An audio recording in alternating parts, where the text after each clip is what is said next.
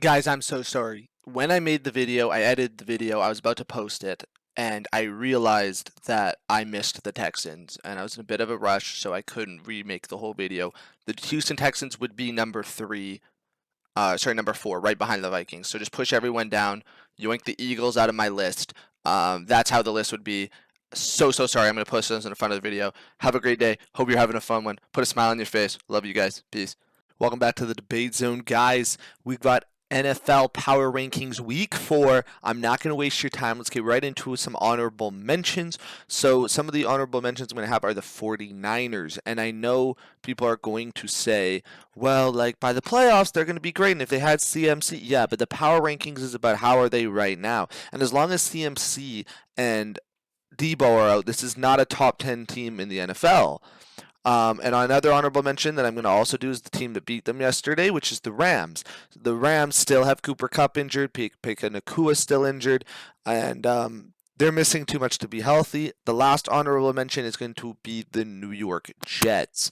So with the Jets, I think there's an argument for them to be a top 10 team. I just don't know which Aaron we're going to get. If we get Aaron from the first 2 weeks, I don't think they're going to be a top 10 team. If we get Aaron from week 3, they are going to be a top 10 team. I don't think the Patriots are as good as they were in week 1, so that win, while convincing, wasn't really enough to prove it to me. So we're going to kick right onto it with number 10. I have the Philadelphia Eagles. Now, I know what people are about to say. Jacob, you just talked about injuries. They've lost Devontae. They've lost A.J. Brown. Nick Sirianni has no idea how to coach. Why are the Eagles at 10? Looking forward, their schedule just looks easier. I think they'll be a great team to beat the teams that they're facing. I think that they showed a lot of defensive progress this week, which has been their hardships. They obviously have to figure out how to manage without their weapons, but Saquon Barkley's lighting it up, and I think they can focus on a run-heavy offense and bring out a win with the offense until A.J. Brown comes back. We don't know how long Devontae Smith's going to be out for. Hopefully he's back soon. So we're going to do them at 10. I can completely understand if you want to put the 49ers or the Rams or anybody above that. That's just my take on the Eagles. I think that their run-focused offenses will do phenomenal. Moving on to number 9, my team. I do have the Green Bay Packers making the top 10, and I do have Matt LaFleur as a top 5 coach in the league right now. We've made Malik Willis look like what they thought Will Levis would be. It's an incredible feat for these guys. They coach their butt off. Josh Jacobs is running. The defense looked good. And, when you watch the first quarter of football, it's all scripted, right? Like they have their set plays, the first 2-3 drives, they know what they're doing. And Green Bay lit up 17 points in the blink of an eye. And when you look at how well they're doing scripted, yeah, it got a little bit closer later, but this game was pretty much start to finish in our control.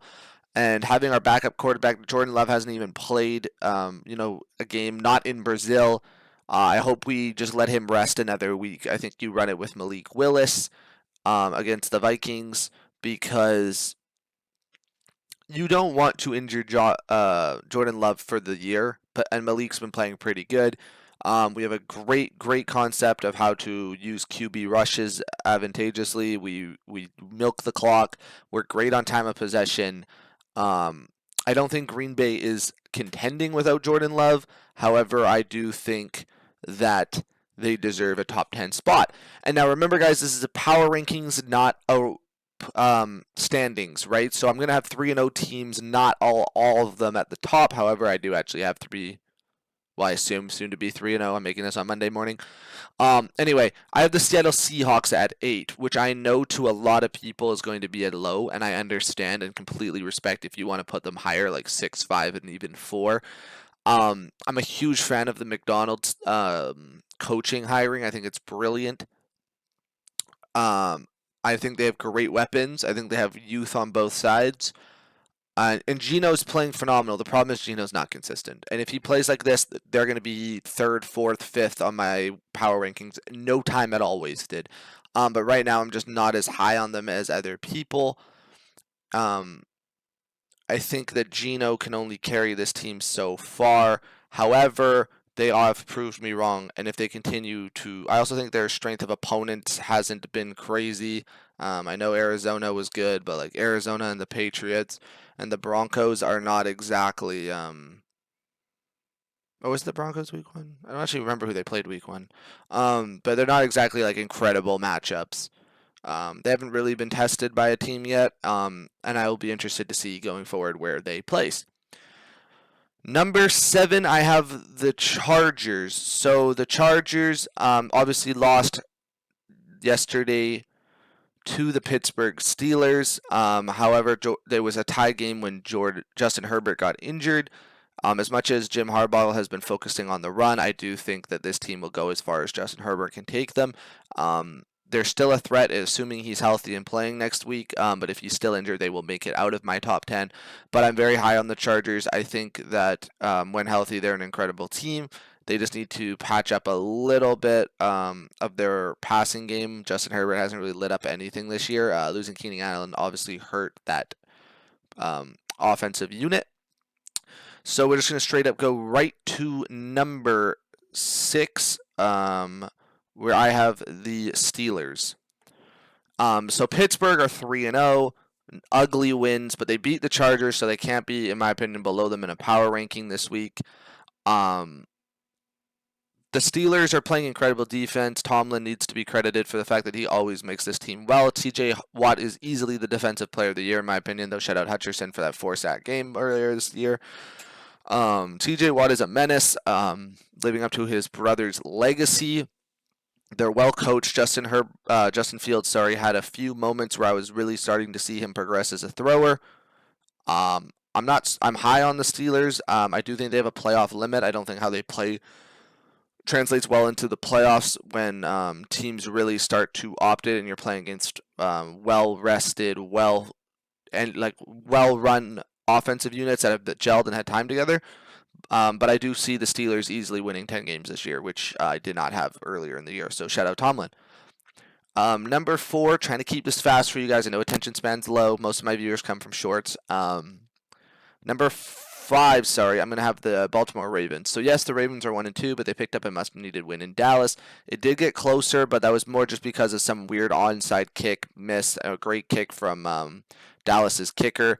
Had that not been an onside, had they recovered it, the game would have ended pretty much 31-20, probably somewhere in that, 31-17. I will say that there was a little bit of hostility from Lamar saying that he wished they still pushed the gas when they were up 28-6. But that Justin Tucker field goal kind of sucks some air from them. Had they made that, I don't have any doubt that they would have just continued to dominate that game. Derrick Henry rushed for 150 yards and 2 touchdowns. I believe that gives him 12 of those, one behind only Jim Brown. So phenomenal play out of him. That running duo between him and Lamar is starting to become what everyone had them hyped up to be. And that's where I'm going to place them. So going on to 4, I have the Detroit Lions. They had a very bounce-back win this week after losing to the Buccaneers. They handled business how they were supposed to, and I believe it was against Arizona. And they look back to where they are. Goff had tons of time in the pocket, lighting it up. Amon-Ra St. Brown is still a superstar. Dan Campbell took responsibility for his loss last week, and I think that's a really good way to rally the team. I still have worry about their late game coaching decisions, as I think Dan Campbell is more of a culture builder than a time management like football guru. But this team has got almost no weaknesses. Their defensive secondary is looking good. Their front 7 is led by Aiden Hutchinson. You look at their best offensive line in the league. Goff looks great when he isn't pressured. Good receiving weapons, and they're definitely a threat to win the NFC this year. Which takes us to a team that I had winning 6 games this year. A team that's in my division that I was not high on at all, and that is the Vikings. I know I said it's not power or high. I know I said it's not the standings, but they deserve to be in the top 3. They have great wins. They beat the 49ers. They now they absolutely demolished Houston. I mean, we have to start acknowledging that the Vikings not only are undefeated, but have quality wins. Brian Flores has that defense looking locked up. Sam Darnold is playing at an almost MVP level right now, and it's crazy to see. As a Packers fan, I'm not happy about it. But Minnesota look honestly really good, and with the tragedy that happened in the offseason for them, as much as I'm not a Minnesota fan, I am happy for the franchise. I'm grateful that they are. There are some hope after the tragic deaths and injuries that were in this offseason. But they look phenomenal. They're going to play the Packers this week. If they beat us, I think they've definitely solidified them. I mean, you go 4-0, you go 500 for the rest of the year, and you're going to make the playoffs. So this is a very big game for them, and I think they're going to live up to it, and it'll be good. Number 2, assuming they win today, as I'm recording this Monday morning or Monday afternoon, I have Buffalo Bills. They deserve it. Their rush game has been incredible. Josh Allen has been incredible. Their defense has been pretty solid. They just look like what Buffalo has always been, which is the September Kings, as Nick Wright calls them, or September champions. They always are good to start the year, and this is no different. They're going to continue to light it up. I don't see them losing many games. I've got them going about 12-5, 13-4. And number 1, there is no doubt, even if they was close against the Atlanta Falcons today, or yesterday, sorry, it's the Kansas City Chiefs. Kelsey obviously has had a lackluster start to the season, but they've been claiming that he's been doubled, even tripled sometimes. He is later in his career. He's not going to have that explosiveness. Rashee Rice has emerged as an absolute wide receiver 1. Xavier Worthy is going to be a great concept, great trick player. Isaiah Pacheco was out, which hurts them. They need him. Mahomes has had 2 of the worst games back-to-back of his performance in his careers, and they're still 3-0. It's scary because this team's 3-0, and they haven't been playing how they will. This team will ramp up for playoffs. They will win the division. They will probably win the AFC. And they probably will host an AFC championship game. But yeah, guys, that's my top 10 power rankings. I know there's going to be disagreements. Let's get them in the comments. I love seeing debate about sport. Tell me I don't know ball. It's all in fun. It's all in love. Have a blessed day. Take care of yourself. And yeah, I'll see you guys in the next one. Take care. Peace.